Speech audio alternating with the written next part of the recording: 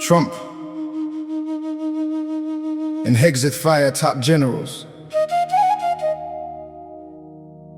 As the US runs out of Patriot missiles.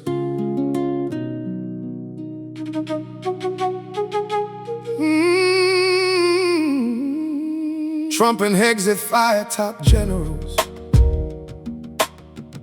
As the US runs out of Patriot missiles. And that's not a headline I made up. That's the story breaking live. It started back in April when General Randy George, the Army's chief of staff, got pushed out the door, forced to walk away from a job he built his whole life for right next to him. General David Hodne, the man running Army transformation and training, gone too, same season, same wave. And Major General William Green Jr., chief of Chaplains, the one giving spiritual guidance to soldiers overseas, he got swept up in it as well. 3 names, 1 moment, and the Pentagon felt the shake. By June, another name drops, General Christopher Donahue, the man leading US Army forces across Europe and Africa, retired early, stepping down amid a pattern nobody could ignore anymore. This wasn't one firing, this was a season of change, a wave of senior leadership, walking out or being walked out. And the question on everybody's mind was simple: what's really going on at the top? Trump and Hegseth FIRE Top Generals. That's the story of the year. While the US runs out of Patriot missiles and the danger becomes clear, this is history in real time. Not a rumor, not a guess, just the facts laid on the table while the nation holds its breath. Now it's August and Lieutenant General Charles Costanza, commander of the Army's 5th Corps, the man holding down NATO's eastern flank, coordinating support with Ukraine, he's relieved of command 2 months earlier than planned. The Army confirms it happened, but here's the twist in the story. Multiple sources say this one wasn't political, wasn't ordered by Hegseth at all, more about conduct than anything tied to loyalty or war room. So not every firing tells the same story, not every headline means the same thing, and that's the part we got to slow down and get right. Trump and Hegseth FIRE Top Generals. Some say purge, some say plan, while the US runs out of Patriot missiles. That's the part that shakes the land. This is history in real time, documented, not designed, just the record of a season where the military redefined its line. Right. But let's talk about the missiles, because that's where the real story sits. Patriot interceptors, THAAD systems, SM-2, SM-3, SM-6 off the Navy destroyers, ATACMS on the ground, all of it drained down low. After months of conflict tied to Iran, analysts confirm it. CSIs breaks it down in the reports. Major percentage drops from where the stockpiles used to stand before the war began. This isn't a theory, this isn't a guess. This is documented in the reporting, confirmed across the outlets, from the news desks to the briefings, from the generals to the analysts, crunching the numbers late at night. So while leadership shifts happen at the top, the resources on the ground keep shrinking. And that combination, generals leaving and missiles running low, that's the story that's shaking the room. That's the story that matters. That's the story we're telling right now. Trump and Hegseth FIRE Top Generals.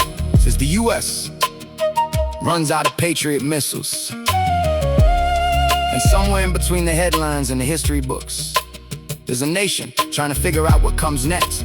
Some call it a shakeup, some call it a resistance, some call it necessary change, some call it a loss of experience walking out the door. But the facts stay the facts. George, Hodne, Green, Donahue, Costanza, 5 names, 1 season, 1 Pentagon in transition. While overseas the stockpiles run thinner by the week. Trump and Hegseth FIRE Top Generals. That's the story we just told. While the US runs out of Patriot missiles. That's the story still unfolding, still being written, still being confirmed, page by page, name by name. This is the record of the moment.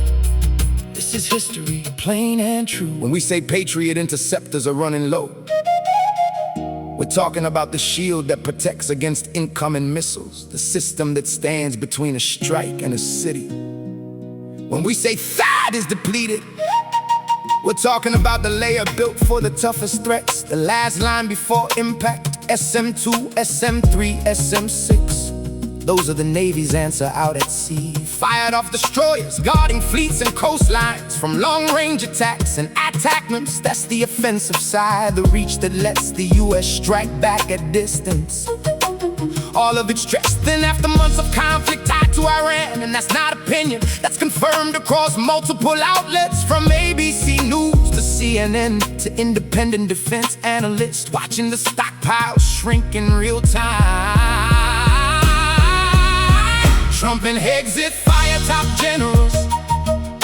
The numbers tell the tale while the US runs out of Patriot missiles and the shield begins to fail. This is history in real time, track report by report. The story of a season where the Pentagon reset its core.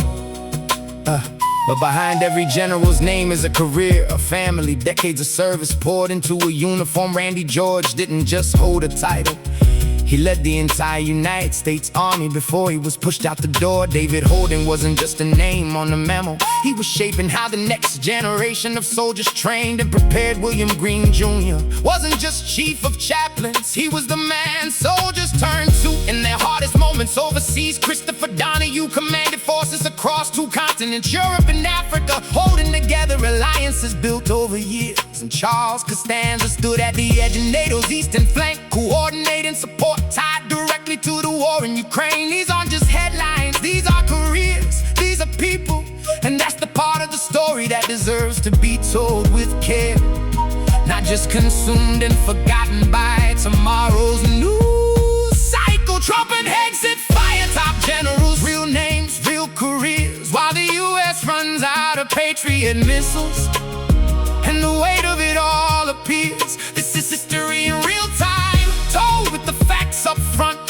The story of a season that changed the Pentagon's course. So what happens now? After the names, after the numbers, after the headlines fade into the next news cycle, interim leaders step in, new commanders take the post, and the machinery of the military keeps moving because it has to. Because the mission doesn't pause for politics, but the questions stay open. The questions the reporting keeps circling back to. Was this a purge? Was this a plan? Was this simply the natural turnover of leadership during wartime? The reporting says some of it was political, tied to loyalty and command decisions at the top. The reporting also says some of it wasn't tied instead to conduct, timing, or circumstances specific to that one case. Both things can be true at once, and that's the nuance a story like this deserves. Trump and Hegseth FIRE Top Generals. That's the record now in place, while the US runs out of Patriot missiles and the nation feels the weight. This is history in real time, still unfolding, still being written, name by name, report by report. This is the story, plain and true, and it's still being told.